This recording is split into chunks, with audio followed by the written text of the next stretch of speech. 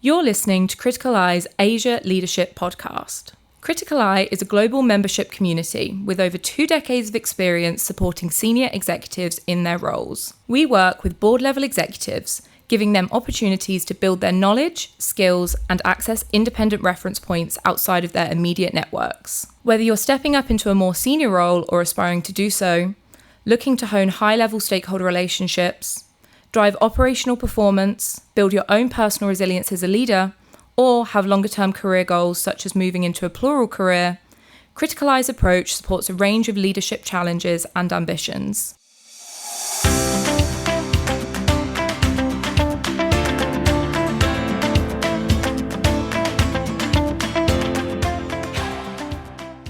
Hello and welcome to the Criticaleye Asia podcast, inspiring leaders to succeed. I'm Yu-Wen Hsiao, Marketing and Communications Manager at APAC Criticaleye, and it's a great pleasure to be your host for today's episode. In today's episode, we're exploring what aspiring CFOs need to know to succeed in the boardroom in Asia. Things like how boards' priorities are changing, how to build real strategic influence, and what it takes to lead effectively in a rapidly evolving business landscape. And today, I'm delighted to be joined by Catherine O'Connell, a seasoned board professional currently serving on the Audit and Supervisory Board member at FUJITSU, and who recently completed a historic term on the board of Toyota as first foreign female outside board member. Catherine is also the CEO of her own boutique law firm, the first established in Tokyo by a foreign female lawyer, where she provides fractional general counsel services to global businesses. And as a board mentor at Criticaleye, she brings a wealth of governance experience and cross-industry insights to this conversation. So Catherine, welcome. Before we dive into the discussion, could you please introduce yourself and share a little bit about your background? Thank you. It's so great to be here. As you mentioned, Catherine O'Connell, I'm a lawyer qualified in New Zealand and in England and Wales, and I'm based in Tokyo in Japan. And as you mentioned very well there, I am the founder of Catherine O'Connell Law. It's a boutique firm that I established in Tokyo myself as the first foreign female to do that. And I work mostly with global businesses through this fractional general counsel support, businesses that don't have an in-house legal counsel or whose legal teams are really stretched and they need an extra pair of hands. As well as that, alongside my legal work, as you pointed out, the role with Toyota in my governance roles came to a close in June 2025, and I'm currently on the Audit and Supervisory Board of FUJITSU, and previously, as I said, Toyota, just finishing in the last month. And I also mention I am a board mentor with Criticaleye, where I have had the opportunity to support some senior executives, including CFOs. So I'm really excited to talk about all of those experiences today. Thank you so much for that, Catherine. It's great to have your perspective with us today. So to kick things off, what are the key trends you're seeing at the moment? And what priorities have boards been focusing on when it comes to their CFOs? Well, naturally, for confidentiality reasons, I can't speak about specific boards that I've served on, but I'm happy to draw from these experiences and also from mentoring the CFO that I'm mentoring and from anecdotal evidence that I've come across here in my board governance work. So let me share you 3 strong trends that I've observed. First would be this growing expectation of CFOs to be strategic storytellers. Boards want more than just the numbers. They want to understand the narrative behind the numbers. And that means for CFOs to translate the financial data into business insights, explaining what the numbers mean, what they signal, and why they matter for the future. Secondly, I've seen that CFOs are being looked at as being architects, an architect for what's next, designing what's next, and not just recorders of what's already happened in the past. So they need to give these forward-looking insights, draw on external benchmarks, and also especially in these areas of digital transformation and sustainability.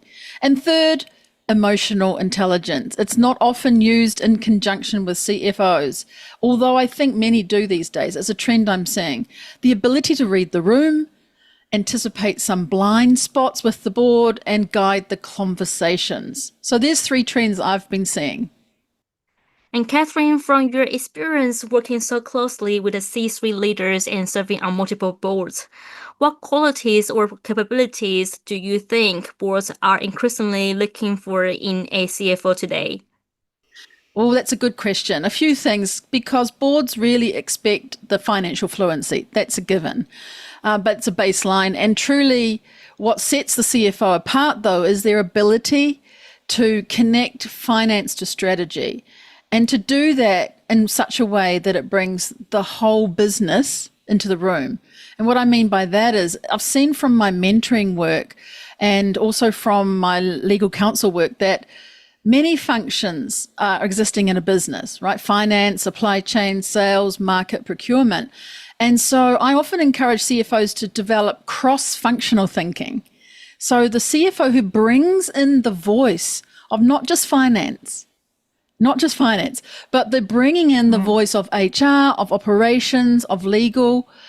It really makes the board a richer place. And it means that the people who are around the boardroom table actually feel the impact of what they're saying because it belongs to their part of the operations.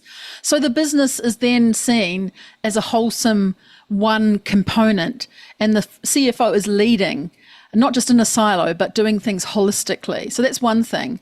And I think also CFOs bring or can really bring a calm clarity, because boards don't expect certainty in every single situation, but it's CFOs who can really communicate things very openly, no sugarcoating, and bring a kind of clarity and calmness to the board.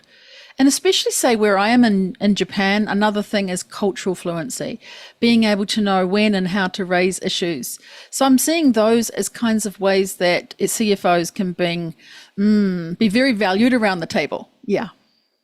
So, Catherine, just putting on what you just said, to what extent are boards today expecting CFOs to lead on non-financial topics? So, for example, like sustainability or digital transformation? Absolutely. They're just so top of mind for everybody. Boards are expecting CFOs to be involved and even lead in these areas that have a financial impact, but are called so-called non-financial areas: sustainability, digital transformation, cyber risk, and even talent investment. All of those are examples where CFOs are being pulled in, not just as budget owners, but as strategic partners. And I've seen this especially in Japan, where traditional board structures are evolving and CFOs are being involved and invited to contribute beyond finance, giving the narratives around value creation, long-term strategy, ESG. And so I also believe that CFOs who can bring an external context in from other benchmarking of other companies is really important. So they need to get out of the business and go and do some meeting and greeting of other CFOs and see what's top of mind for those people as well. So, Catherine, given how boards' expectations are evolving, how can CFOs best position themselves to build trust, influence, and credibility at the board level? Oh, it's such a good question. Trust and credibility. Well, building trust with the board isn't just a one-off event, right? It's consistent. It means moments where the CFO can show that they understand the role of the board and what it needs to hear. As I shared earlier, financial fluency is totally expected, but what builds trust is when they connect the dots between the financial results, strategic outcomes, and the future direction. And I already mentioned financial storytelling. I love this expression because it means that the CFO is not just showing what, but explaining why and so what. We usually say around the boardroom table, and so what? So if you can have that as a CFO, it will really resonate across a board table, especially where there's a mix of all kinds of different international independent directors, and being able to translate that complexity into clarity. I often also make it quite clear to CFOs who I'm mentoring that they need to really make time for informal touch points. This is so important. When a CFO reaches out to me and says, "Hey, Catherine, what's on your mind lately?" Or is there something we should be watching that you've seen around town or anywhere else that might not be in our PowerPoint deck? Those moments are the ones that open the door to strategic alignment and real relationship building. Catherine, can we just expand that a little bit? So what are some effective ways CFOs can proactively anticipate potential concerns or questions from the board and address them before they become issues? Well, we know virtual reality goggles are a really great thing these days, but I really hope that someday someone can invent some of those goggles for CFOs to see around corners. But until they do, CFOs actually do have to try and see around corners and dedicate time to be doing those kinds of things and looking semi-regular basis, I think, to be finding out the way that the board members are thinking around a certain topic and providing really new and fresh insights. Just repeating what's already been done or putting out what the usual is doesn't make you a very dynamic CFO.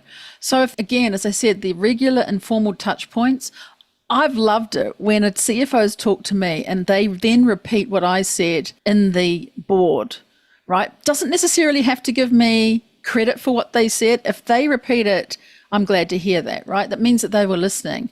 And maybe they're talking about, those things with me, what's on my radar, what's keeping me up at night. The other thing I actually think is, especially if it's for new CFOs, would be to look at the past board minutes. And I did this with a mentoring of a CFO just recently. Said to them, go back and look at the past board minutes and see the kinds of questions that the board members ask. Then put those into your power deck or into your presentation. Anticipate the reoccurring concerns that people have and anticipate them coming up. So don't just report, but look to the board's previous history to guide you as well with emerging risk and opportunities. And Catherine, can we expand that a little bit? And also from your rich experience, what are some common missteps or blind spots CFOs should avoid when engaging with their boards? Ooh, I think sticking to the script is one. Not pausing during earnings presentations. I often find there's no pause, just pause and give a time for people to say something. They often will want to get through it very quickly and get to the end and then have questions. But rushing through it and trying to get through it really quickly doesn't help us as board members. Giving a little bit of a pause and time for us to ask question really makes a lot of sense. So not sticking rigidly to those script, right? Not pausing for questions. And third, I think sometimes we hear the same repeat of the presentation each quarter. And consistency is very important, but fresh framing, and especially on those recurring themes, it really helps us to draw attention to what's new. So you can say the same thing, but do it differently, shifting the structure, using different visuals, trends, indicators. If you always sit at your desk, stand up and even come to the front, walk around the room. This doesn't happen, but when someone does it, it's super effective. And treat the sort of engagement conversation, not just a broadcast, a report. And I really find that the power of the pause is something that works absolutely wonderfully. And when I'm with CFOs, I try and explain to them that that's a great, powerful tool. And they don't get it until they try it. So please, if you are listening, do try that. So thank you, Catherine. You shared a lot of the great insights on how CFOs can build trust and stay ahead of board's concern, as well as some common pitfalls to avoid. So maybe we can look ahead, like what advice would you give aspiring CFOs to prepare themselves for successful interaction with their boards?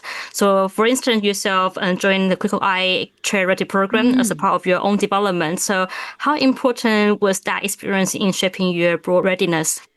Yeah, well, the board readiness is something that isn't built overnight, and it's like a muscle, and you have to train it very deliberately with the right guidance and opportunities. And this program you have me in is absolutely awesome to be able to see what's coming. Often, though, I think a really good thing for an aspiring CFO is to ask to shadow people on the board, ask to shadow the CFO, but also ask to shadow in the room and see how the CFO presents, and perhaps even come up with some new ways of presentation without probably injuring the pride of the CFO.